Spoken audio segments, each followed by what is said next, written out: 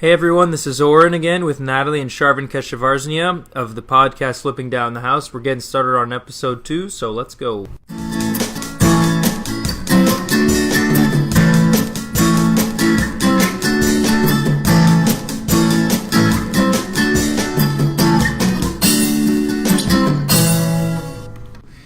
Last episode, we talked about how you get started. So you search for a house using MLS. You look at the location, if it's near certain landmarks that are important, such as a supermarket. You need groceries, schools, malls, anything like that.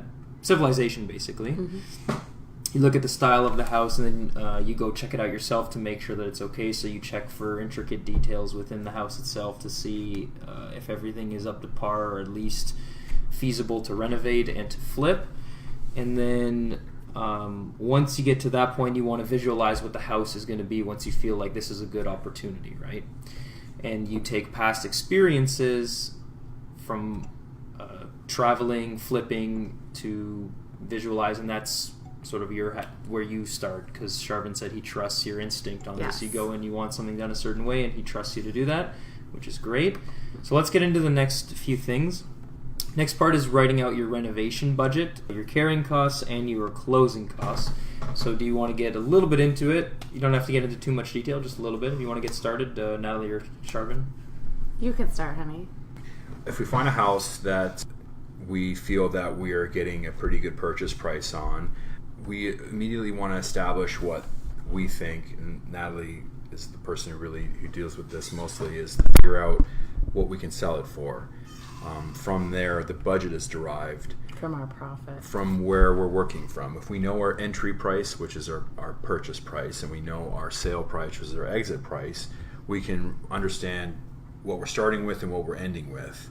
And then our job as flippers is to come in and say, what type of budget can we associate between these two numbers that will give us a product that people will want to purchase, and we're able to give them a product also that we can put our name behind.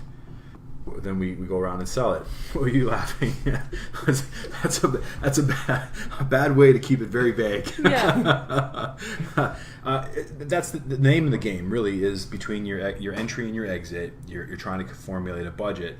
Now, with Natalie has the visions, we create the visions, and then I come behind her and create the budgets that are associated with these visions. And sometimes my vision grows bigger or sometimes is smaller, depending on the budget. The designer would always want to encrust everything. I always want it to be bigger. You're right, but that's where the balance comes in. Yeah. A little bit of vision with a little bit of financial discipline. That paints the picture. Which is difficult. It is. For me, especially. It's definitely a battle. You're right. It's definitely a battle. Let's say you have someone who's starting flipping. What would be your advice to them? Things to include in the budget. What are you looking at? So you don't have to say necessarily percentages, but what are things that you should include in your budget? Like material-wise? Yes. So lighting, flooring, kitchen, bathrooms, paint, windows, roof. That's exactly it. You make your list up, and for us, we even have a template that we bring to prospective properties, and you figure out exactly. Now, it took us a couple of years to add some extra things. I think that's like a contingency budget. There's always surprises. Always. And there's certain things that when you see are going to be an issue, like for instance, taking a roof, for instance. If you see that the house is in bad disarray and the roof hasn't been changed, maybe it hasn't been changed a couple years past its due date, you can anticipate that there's going to be some surprises when you take that roof off. Yeah. So we got a little bit better as time went on to add some extras in, and that list that that you normally take off, the windows, the doors, the floors that are visual, there's some extras that we throw in as well. Contingency budget being one. A contingency budget means what? Surprises. Surprises. Water damage, electrical damage, Anything that once we start taking down walls, Mostly water and electrical, I think, right? There's structural, there's rot, Yeah. there's termites, there's mold. There's, Money for a rainy day. Yes. Essentially Right. is what a contingency budget Yeah, is. Okay. and the contingency budget may even be like not something something that we found. It may even be something that once a wall came down, Natalie sees the room, wants it changed a bit different to It's even going to make cost it, a little more. that money is set aside. In terms of percentage, I like to start at a 10% contingency budget. Okay. What do the words carrying costs and closing costs mean? So carrying costs is carrying the mortgage and all the bills while the renovation's happening. Also paying your employees. You include that in the carrying costs? No. You have that as a separate? Yeah, the carrying cost would just be to carry the home. cost of the home. Yeah, So your So insurance, that's the your basic mortgage, costs. Oh, okay. water, hydro, gas, taxes, anything that's associated with home. Basic home. expenses. Yeah, home expense. So that's nothing Yeah. to do with the renovation itself. That's just No, costs of just carrying. having a home until you sell it, I suppose. Or? Right. which is pretty. It can be Very expensive. depending on the project. It can be very expensive, or it can be cheap, depending on what type of project. So, for example, the welcome tax in Quebec, is that an example of something? Where do you throw that one in? When you're talking numbers, accounting wise, it would be a fixed cost because there's nothing you can do about it. It's going to be there. So it would go, but it's not something that we can necessarily change in any way. It's going to be there no matter what. So it's That a would factor. be a carrying cost. Would go in under that. No? You could, because it's Yeah. part of the carrying Of the a home. And this is something you would recommend to look into if you're flipping a home to make sure that you, so to speak, can account for costs. If you're flipping in a different part of Canada or a different city, you got to know the municipal laws and provincial laws for these kinds They of change, right? Yeah. Yeah. things. So is there another experience you have with something like that, or is that just one you can think of off the top of your head? Yeah, I mean, different jurisdictions have different things. Zoning. There's certain deposits that, and if you buy any property in Toronto, is immediately $10,000 deposit, versus here in St. Catharines, you can do a $1,000 deposit.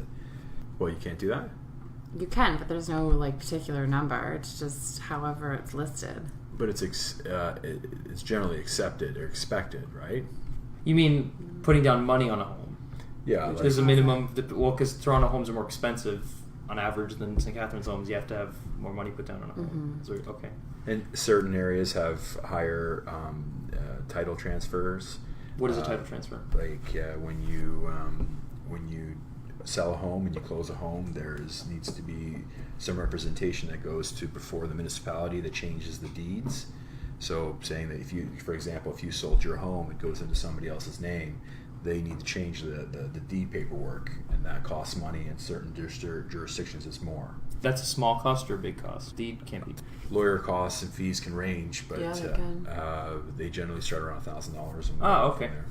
So it can be it's definitely something to be very aware of, because it's not pennies; it's something rather expensive. No, for sure. And yeah. And what is the closing cost? What are some things that are closing costs? So the closing cost is the commission that comes off the sale price, and your lawyer fees. Commission price. That's if you Going to the realtors, going to the selling and the buying realtor. So that comes off the seller. It comes off the purchase price. and 2.5 to each one. 2.5 right? to each one, and you also have your lawyer fees that you pay for all your documentation to switch for the property to switch owners. I see. Okay. Yeah. Those are the big two ones you have to account for. It's Right. just the paying the lawyer for the deed of the home change, and then the commission for the realtors. Because the commission is, it's a chunk of money, so you absolutely need to account that for your profit, taking that out of your profit. And there's even sales tax on the commission. And there's HST. Yeah. Yes. So yeah, the first line of understanding if it's a good flip or not is understanding your numbers and making sure that these fixed costs, which you're all asking about, are fixed costs keyword. are in line. Yes. Okay, fixed costs are things that are not flexible. These are always going to be there. Yes. So those two closing costs and the carrying costs can be flexible more so though because it depends. It's still it's a cost. Actually, it'll be variable, but it's still a fixed cost because no matter it's classified as a fixed because no matter what, you're always going to have to pay those. Sorry, not the carrying costs. I meant the renovation budget is the one that's flexible. Yes. The carrying flexible. and closing costs are the ones that are fixed, and you always have to absolutely account for. Okay, so you've written your budget, you've accounted for everything, or the best you can. I'm sure things change, which is why you have your contingency budget, right? If all your numbers make sense, you said you put in your offer. So how do you go about that? So then we talk about what our offer price will be. Based on what? Based on our renovation budget, our carrying costs, all the numbers that we just talked about.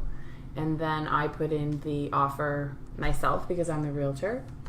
And then we just wait for our irrevocable to come up. Well, how does a realtor go about, just any real estate agent go about putting in an offer? So let me take you how it works for us. Okay, I come up with offer to. I come up with a number that is slightly crazy, impossible. Natalie takes it and formulates it somehow into a deal, and she comes back with an actual number that possibly will be accepted. Yeah, but sorry, go ahead. So yeah, I just bring up all my information on our system matrix and start typing up the offer, put in our under Schedule A, put in our conditions, just general conditions on finance, insurance, inspection, and that's it. Submit it to the listing realtor. Okay.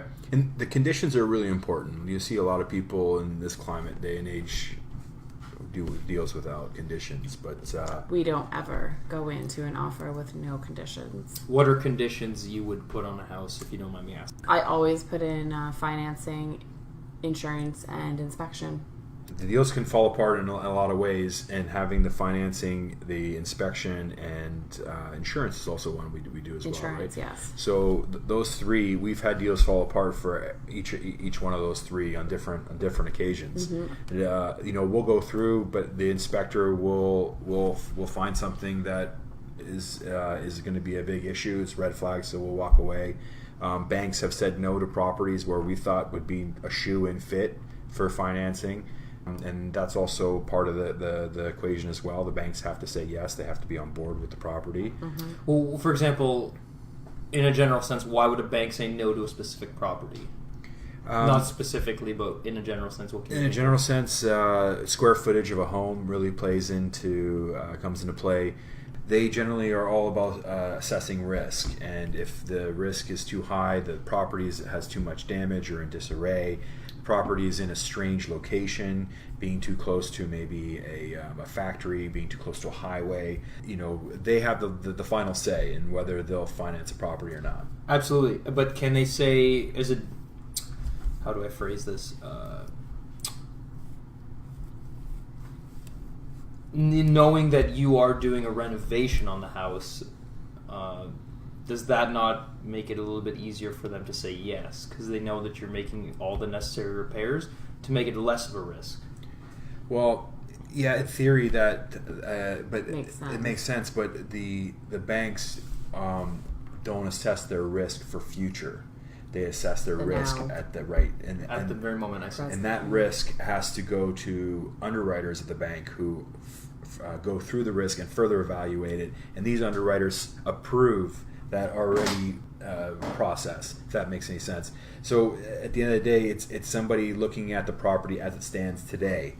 Even with saying yes, we're going to be bringing a budget to renovate. I suppose that's still risky because you can decide last minute I don't want to renovate it, and now they just gave you the mortgage for the house, right? Or even worse, you start the renovation and don't finish, and now you have a house that was already in disarray and more disarray now, and the banks, they can't. They wouldn't be in business long if they kept getting in business. No, of course. Well, I mean, we saw what happened in the U.S. when you just gave mortgages to anybody, and you had the housing collapse eventually, right? Mm-hmm. People defaulted on loans. Yeah. The next part you said was, well, we just discussed it actually, was putting in your offer after all the numbers make sense when you go over your renovation budget, carrying costs, and closing costs, your three big costs. Put in conditions we just discussed with the financing. So we talked about you have to have a home inspection. Can you just briefly remind me what the other two were? Insurance. Insurance. What's insurance? Is there in case something happens when you're renovating it, or it's... Everyone has insurance on their home. The bank requires it. It's a mortgage policy. Right. House insurance? Yes. Mm-hmm. Just like car insurance. So if something gets stolen or damaged, then fire, is that what you mean, damage. a fire? Oh, okay. Mm-hmm. Yeah, the property needs to be insured. Any type of loan, generally, like even with an automobile, the bank or the lendee is going to want you to have some sort of insurance. Is that only if you're flipping or getting a mortgage, or is if it's only if you're getting a mortgage? Okay, so it's not necessary if you're just buying a house and you're not getting a mortgage. It's only necessary which is rare, but I mean. No, if you buy a house, whether to flip it or to live in it, if there's a lien on it, you have to have insurance on it. So yeah, if there's a mortgage, but I meant, but in a general sense, you don't need to have it. Let's say if I just want to pay. It's an interesting question, because if you would have asked me right out of business school, if you paid cash for a house, I would have definitely never insured it. As you grow in business and you learn some lessons and you understand the risks that are involved, if you were to buy a home for $200,000 and not insure it for $500-$700, the risk evaluation is very. I know it'd be tough for me to sleep at night. I guess now when you're a little bit older and wiser. You're an old man. Yeah, that's true. That's a lot of money to not insure yourself on. It's $200,000 or more. That's so yeah. Especially so that does make sense. But you always think insurance is a waste of money. I do. It's always a back and forth, but. Well, I tell you, when something happens and you have insurance, you'd be happy. It's very, very, yes. Mm-hmm. So the car insurance you need, for example. I mean, house insurance, I guess in this case you do need to, but I suppose it is good to have it. So I guess we started the question. He asked, why is insurance being a condition? You want to make sure the house is insurable. Yeah, some houses are uninsurable. Like if you have cast iron plumbing, or if you have knob and tube wiring, for instance, these are all uninsurable. Well, they'll give you how should you say it? They'll give you a little bit of leeway. They'll give you 30 days to complete the issue and then submit your paperwork. Yes. Otherwise, your insurance is canceled. Mm-hmm. Some companies, they give you some time. Companies, some just say, no, we're not going to insure you. Mm-hmm. So risk is a very important thing in this business, obviously, and you always have to be able to account for it. So that's clearly been an emphasis. Okay, so I'll go to the next part, which is you've got the house. So now you put in the offer, you've accepted it, or they've accepted it. Sorry, and you have to get started. So tell me about. This will be the last part. How you go about finding employees, or tradesmen, to work for you to get started. So how I go about in finding good trades? Well, when you're in the field every day and you're meeting trades on certain projects, we get to know one another. You quickly understand who are the better trades and who. To answer your question, where do I find them? I start off by your traditional, normal online, looking on their websites, searching for them through Google, maybe even opening up the Yellow Pages. Kijiji is. They won't use Yellow Pages anymore. Well, Yellow Pages for trades, they would. Maybe not in your world. Actually, I found out only 4% of, this is in the United States, 4% of Americans use the internet to find tradespeople. So I guess that's the one thing Yellow Pages is still good for. Wow. I guess, we used to pay $250 a month to be in Yellow Pages up until 3-4 years ago. It definitely, and I still get phone calls today from it. Once you find them, it's about building the relationships, the good ones you want to keep. Trades are a very dynamic group of professionals. They are very, very passionate about their craft, usually. The good ones are anyway. And as I'm sure everybody can relate, sometimes passion can make working together on big projects challenging. And they are key to the carrying costs. They are, yes. They are key to the carrying costs because some trades for time. One of the most intricate parts of the whole process. You can organize all you want. You can plan all you want. But you're on time. but the trades, the people who actually carry the project out, build what the vision is, that's the key element. And the stronger your team is, the better you're going to be through the process. And now Sharvin has a team. So when we find a house, our team's already there. We're ready to go. We do the inspections We just together. we pick our closing date or discuss our closing date with the listing agent and have everyone lined up. So we're ready to go. My electrician has been with me for almost 8 years, and we have worked so many projects together. I know how he works. I know his timelines. I know what time he shows up. I know how he likes his coffee. All these little things help. I know that his wife is worried about his sugar, so I always bring him a half sugar with his coffee instead of, these little things are what make your team. Should we give Gary a shout out? Love you, Gary. Yeah, Gary. To bring Gary sometime. But so essentially the intricate little details of a flip of your team can make a flip go from possibly more of a headache to silky smooth. We've done flips with weak teams, and they have been very stressful. Have they ended up costing you more or no? Well, carrying costs, they do end up costing more. Yeah, timeline gets all out of whack. Yeah. It can be very stressful. Having a good team is probably the most important part. Yes. We had a project in Montreal that we did. If you want to bring that up, that was this was in our greener days. We had just started doing this and got into. It was like year 4 or so. It was our first project that was out of our market. That it was out of our market, and out of the province. And it was as far as I understand, like a big learning experience because it was a little bit slightly foreign to you because it was in Quebec instead of Ontario. It was in Pierrefonds, Montreal. So we purchased this bungalow, and we showed up and realized it needed, quite a bit of work. It was a bank sale. It was a bank sale. Been vacant sale. for 2 years. So I hopped on Kijiji. I made a little ad, seeing if some people would like to help us out, thinking, we probably wouldn't get many people. Well, we got bombarded with all these people that wanted to come help. So they just started showing up on time. It was great. We got really lucky. I mean, we initially wanted to bring our crew out to Quebec. The cost just ended up becoming too high because our budget got blown out of proportion once we saw the property and were able to do our due diligence. We did the Kijiji ads, and by we got, the end of that day, we had like 20 people. And it was crazy. I must say it's a testament maybe to this country or to the French or whoever you want to give credit to, but we had at least 20 gentlemen and ladies working there for 10 days straight. Yes. And I mean, if you ever saw, there was people who only spoke French, people who only spoke English, people who were bilingual. We had translating going all over the place. I had all my tools in my trailers were completely empty, and tools were everywhere. And I said to myself, there's no way I'm going to get any of my tools back. Everything is going to be gone. We're not going to finish this project. I don't think I had a more stressful week than I ever had in a project.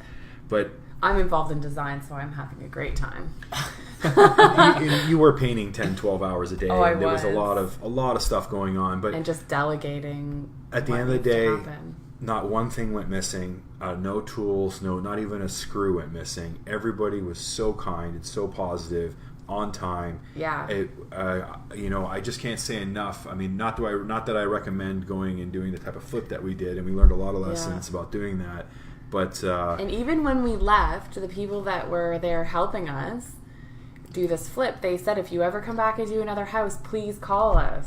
We'd love to, be there again. Since you mentioned you learned some things, is it all right with you if you discuss a few things that you did learn from that?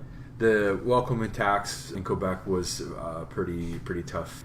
I was a little surprised. We missed that one. When you are a new resident into Quebec, they tax you for your purchasing your first home, which ended up being $3,000 for that project. So that went out the window as soon as we signed the deed, but that was a learning process. It's also sales tax, a little bit different in Quebec. Also, it's higher, isn't it? Sales tax? Sales tax.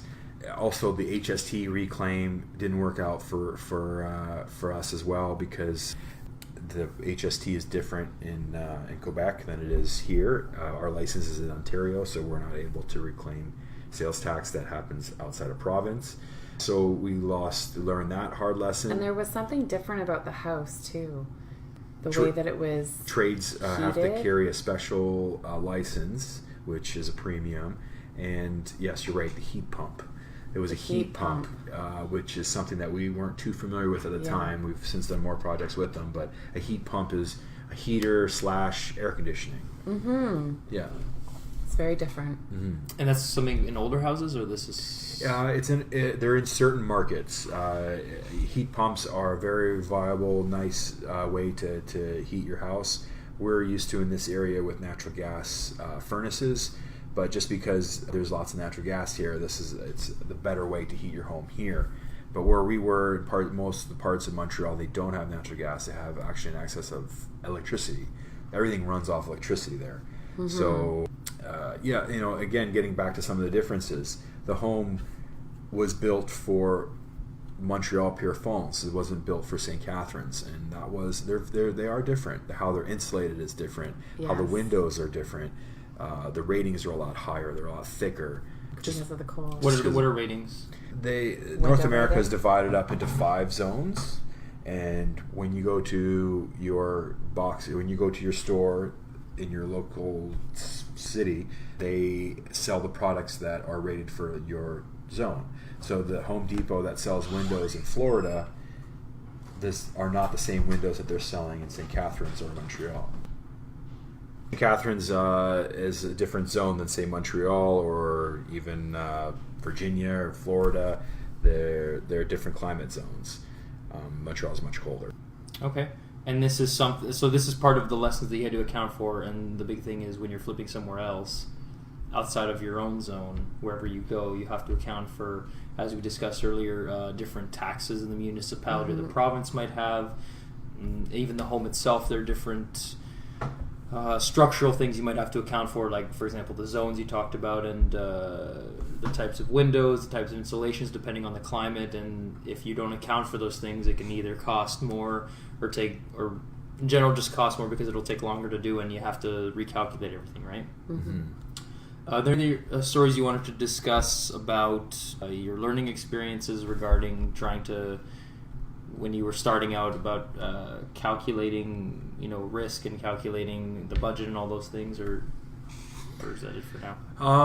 My goodness. Some lessons to learn about budgeting.